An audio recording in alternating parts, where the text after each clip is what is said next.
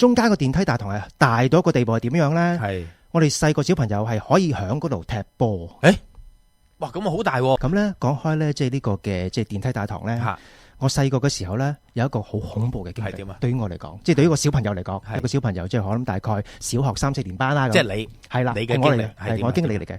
咁咧話說咧，小朋友嘅時候當然會落樓下公園玩噶嘛，係咪？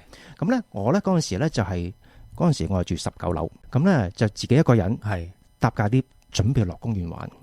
嗰陣時幾點先？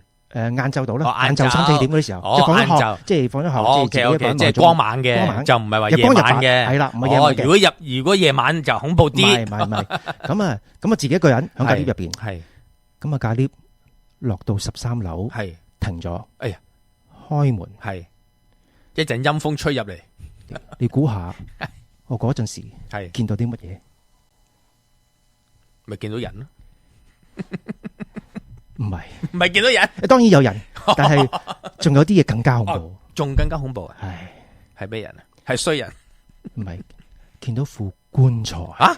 唔係啊嘛？係啊，見到個棺材不特止，仲見到有啲即係術士啊，即係嗰啲喺度着晒，即係道士係咪？道士係，即係好似人哋嗰啲破地獄咁樣，係啦，喺度哇！對於一個小朋友嚟講。下晝3點零鐘見到咁嘅嘢，成副棺木搏命撳閂門，撳閂門啦，係咪？咁唔理邊個想入嚟啦，即刻撳閂門啦，咁樣。佢真係成副棺木乜嘢啊？想入嚟啊？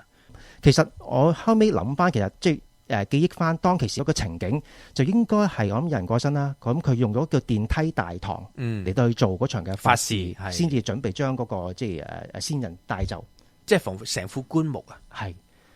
我又真係諗唔到佢真係成副棺木抬上去嗰度嘅。最大一個疑問咧就係我諗翻，究竟當日佢完咗場法事之後，佢嗰副棺材點樣運走？係咯，我就話咧，因為嗱，我唔知你嘅電梯幾大咧。其實我哋嗰度我諗頂多十零個人就已經10零個人就已經敷晒噶啦嘛，已經。同埋因為佢有個總重量嗰個限制噶嘛。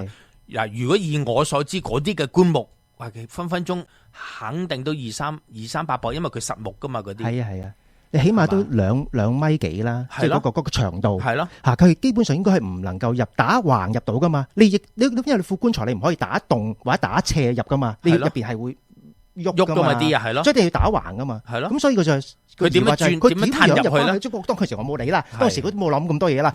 我落咗去玩嘅時候，我基本上我唔敢上翻屋企，係咪？